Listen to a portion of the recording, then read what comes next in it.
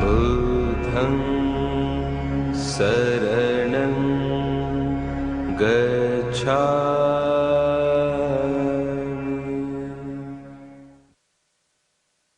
Welcome to West Virginia Meditation Society's meditation hall. This is where we meditate every day. Bhavana residents and visitors during retreats and out of retreats. I like to speak on meditation itself, especially the basic fundamental meditation principles and practical instructions I like to give. Meditation is a very vast subject. It is a core practice, the heart of the Buddha's teaching. It is through the practice of meditation that we cleanse our mind, purify our mind of all kinds of psychic irritants. We want to overcome grief, sorrow, lamentation, pain, grief and despair. We want to follow a right path which leads to one direction, to one goal. That goal is liberating ourselves from pain and suffering. This meditation has very special place in our life. In order to practice meditation, meditators should know at least the basic principles of meditation, how they meditate, and therefore my suggestions today are very practical. When you want to meditate, there are various ways of meditating. We can meditate while sitting, standing, walking, lying down. We can meditate practically every waking moment, and that is the kind of meditation that we can incorporate into our daily life. We don't consider meditation something that we should do only sitting on a cushion in one place for a short period of time, occasionally, once a while.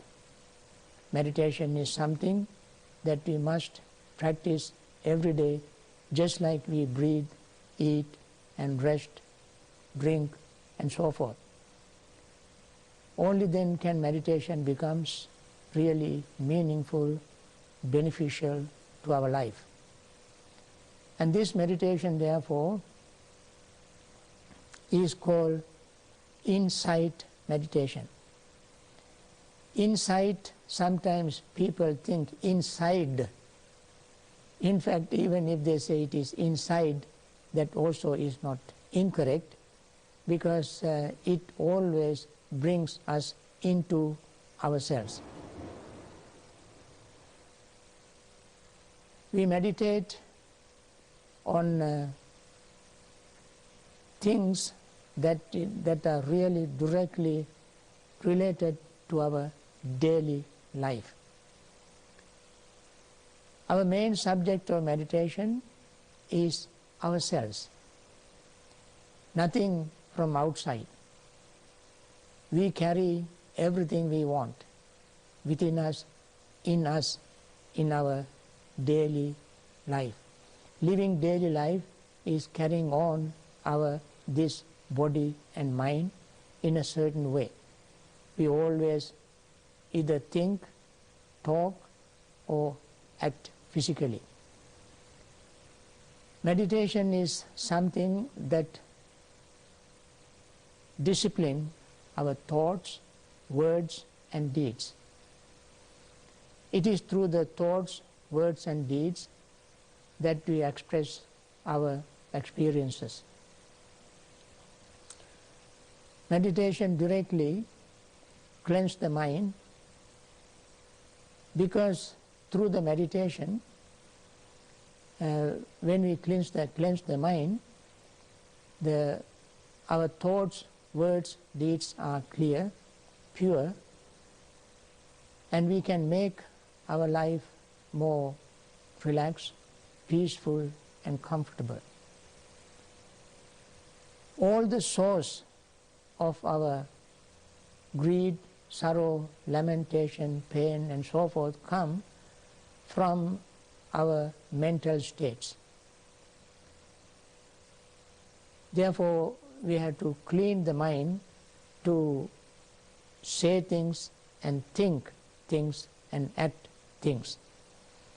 If we say or do something with unclear, impure state of mind, the results follow us like a cart that follows the foot of the ox that pulls the cart. I like to elaborate a little bit this simile of cart pulled by a bull. The bull or an ox that pulls the cart doesn't pull it with pleasure and joy. He has no escape. Once he is tied to the yoke or the cart, he has to pull it. He is trapped. His master sitting on the cart is not a very compassionate person. He is very cruel. He wants to get his job done as quickly as possible. And the cart that this ox pulls is not an empty cart. It is full of merchandise. It is heavy. The road that he pulls the cart is also not a very smooth, paved, carpeted road. It is a rugged road, not very straight. It is winding, not only going directly. It has ups and downs, potholes, and so forth. That is the road he has to pull this cart. And he doesn't do it with pleasure and joy. It is very heavy. Similarly, our life becomes very heavy, and the road we have to travel is not very smooth. Especially when the mind is full of numerous psychic irritants, everything that we do makes life very difficult. On the other hand, when the mind is clear, pure, simple, free from numerous psychic irritants, the mind is very light. In fact, with such a state of mind, when we do things, say things, and think things, all of them become very light. And the results of them follow us like our own shadow. We even don't feel the weight of our shadow. When the mind is totally free from numerous psychic irritants, that state of mind is called enlightened. Enlightened means two things. it is not heavy, it has brightness, clarity and purity. And this is the goal of meditation. So we have to follow a procedure, a method, a system. That procedure is extremely simple if we understand. If you do not understand, it is very complicated. This simple system of practice of meditation begins with simple objects. That object is our own breathing. All meditations we begin with using our breath as an object. We sit in a certain comfortable posture when we do sitting meditation. As I said, we can meditate in any posture so long as we breathe, so long as we use the breath as an object of meditation. Posture itself is not that important. However, if we want to meditate sitting in one place, we start using our breath as an object. We select the breath as an object of meditation for many good reasons. One, the breath is very simple, it is always present, it is transportable, it doesn't belong to any particular religion, culture, tradition, geographical area. There is no confusion with regard to the breath because we all breathe. All living, even non-living, animate and inanimate, all things breathe. The whole universe has one rhythm, expanding and contracting. The breath represents that rhythm. As we breathe in and out, we experience expansion and contraction of our lungs, of our chest, of our body. This is universal phenomenon, and therefore we start our meditation with this universal phenomenon as an object and focus the mind on the breathing. And also, breath is always present. In our meditation of what we call insight meditation, we use the breath because we want to use an object which is always present. We want to focus our mind on the present object, not on the object that is past or that is going to come in future. And when we focus our mind on the breathing, we don't focus the past breath or future breath, but the breath that we breathe in and out every moment. When we focus the mind on the breath that goes in and out, we simply become aware of that breathing process. Breath goes in and comes out. Once the breath goes in, the lungs absorbs its oxygen and the breath with carbon dioxide comes out. We don't know this, but we experience only the breath going in and coming out. And then we pay attention to it. We don't go into all these other inner intricate things, but we simply become aware of this very simple breathing process. Inside intricacies can be understood later on when the mind becomes clear and pure and concentrated. So we first pay total, undivided, mindful attention to the breathing. When we say mindful attention, sometimes people might wonder what mindful attention is. In fact, in our insight meditation, among many components, attention is an extremely important component. We don't understand anything if we do not pay attention to it. Only through the attention, mind becomes aware of what is happening. And therefore paying attention is extremely important. That attention also has to be undivided attention. However, in addition to this undivided attention, there is another part that we have to keep in mind, that is mindful attention. So what is mindful undivided attention? Mindful attention is the attention without any assumption, presumption and preconceived notion. No greed, no hatred, no delusion, no judgment. We let the mind be like a mirror for objects to reflect in it. When we use a mirror, all we do is let the object reflect in it. Similarly, when we pay mindful attention, we make our mind just like a mirror. No judgment, no preconceived notions, no criticizing, no analyzing, but simply let the breath reflect in our mind. Breath cannot reflect in our mind because you cannot see the breath, nor can you analyze it, the breath. All you can do is to feel the breath. The mind feels the breath. Mind feels the breath going in and coming out. And then we keep paying attention to this simple breath going in and out. Then what happens? When we breathe in, when the lungs are full, our inhaling cuts off.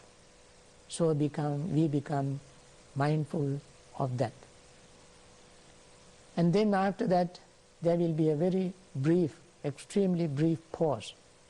Then exhaling begins. We become aware of the beginning of exhaling. And then we become aware of the breath coming out through the nostrils. And still again we keep paying total attention to that feeling, that of breath coming out of our lungs through the nostrils. That is the whole exhaling, breathing part. And then when there is no more breath in our lungs, exhaling cuts off. So we become aware of it. And after a very brief pause, inhaling begins. And we become aware of that inhaling, the beginning of inhaling. And then breath continues to flow into the lungs through the nostrils. That is the middle of inhaling. We become aware of it. Again, when the lungs are full, that inhaling cuts off. We become aware of it, and after a very brief pause, exhaling begins. This is what is called paying mindful attention to every part of our breathing. So until we pay attention to our breathing process, we don't know the beginning of inhaling, middle of inhaling, and end of inhaling. Nor do we know the beginning of exhaling, middle of exhaling, end of exhaling. And there are also something else we notice when we pay mindful attention to the breathing. That is, when we breathe in, when the lungs are full, there is a very tiny, minute little degree of tension in our lungs. As we breathe out, that tension is slowly released. When the tension is released and breath is gone out of our lungs, there will not be any more breath in the lungs, and then we experience very tiny little anxiety for not having breath in our lungs. Then we breathe in. As we breathe in, that anxiety of not having breath in lungs slowly fades away. Now this tension, relief of tension, anxiety, relief of anxiety also cannot be noticed, cannot be known. We don't become aware of it until we pay attention to it. So as we pay attention to the breathing, we become fully aware of the total breathing process, not only inhaling, exhaling, but the beginning, middle, and end of inhaling and exhaling, and the tension, relief of tension, anxiety, relief of anxiety. And then when we keep paying attention to these occurrences, these events, these moments of breathing, we also realize something very important that is extremely important in our mindfulness meditation practice. That is, when the lungs are full, tension arises, there is no way to stop that tension. It arises as soon as the lungs are full. And the feeling of tension also arises by itself. There is no way to stop it. That is not comfortable. When the tension is released, we feel we experience something very beautiful, comfortable, and we like it. We want to hold on to it. And there is, however, there is no way to stop that tension disappearing and the pleasant experience disappearing. Both tension and relief of tension are equally changing. Similarly, when the mind is free from anxiety, there arises a desire for the freedom of anxiety, and that we like very much. Unfortunately, that does not stay there. It fades away, disappears. There is no way to stop it. Now we understand, whenever we try to hold on to anything beautiful, pleasant, peaceful, that very thing slips away from our grip. We try to hold on to it. The moment we try to hold on to it, it slips away from us. And this is a very natural occurrence that takes place all the time with regard to everything that we like or even dislike. So, in a very simple, fundamental way, we understand the true nature of our own experiences. This is how we begin our practice of insight meditation, by noticing, realizing, paying attention to our breath, which is marked with this universal phenomenon. What is that mark? That breath is impermanent. The feeling that arises together with the breath is impermanent. Our perception is impermanent. The attention, the thought that arises with regard to the breath, feeling, perception also is impermanent. And consciousness is impermanent. Now these are what we call aggregates. Our breath is one aggregate called aggregate of feeling, aggregate of the body. Then there is a feeling of the breath that is called feeling aggregate. Then we have mental perception of the breath and the feeling, that is our perception aggregate. Then the thought or attention that we pay to the breath is another part of another aggregate, and then consciousness is another aggregate. In reality, we are made up of these aggregates. So becoming mindful of them and their changes, impermanent nature, is our central theme of this practice. Why do we want to do that? When we pay attention to them and when we become aware of their impermanence, what kind of insight do we gain? That is the important thing. Insight that we gain is this life is life experience. Any experience in this life is impermanent. Why do we want to understand impermanence? Because impermanence is so fundamental, so universal, it exists forever. In other words, everything is marked with impermanent. impermanence is permanently impermanent. If somebody asks you what is permanent, permanent is impermanence. Things are permanently impermanent. And once we understand that, we don't get upset when we grow old, when things change, when our pleasure disappears, when pain arises, when we are sick, when our relationships breaks up, and so forth. Whenever changes take place, small or great, we don't get upset, we won't be disappointed, we rather accept it, understand it, take it, and go along with it. No matter how hard we try to fight impermanence, you cannot make impermanent permanent.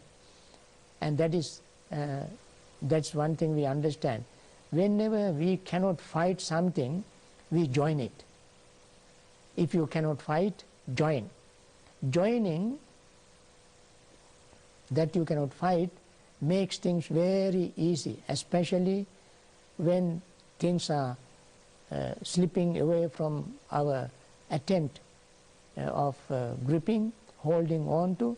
When it is fading away, disappearing, then we accept it, we go along with it, and we relax, we feel comfortable.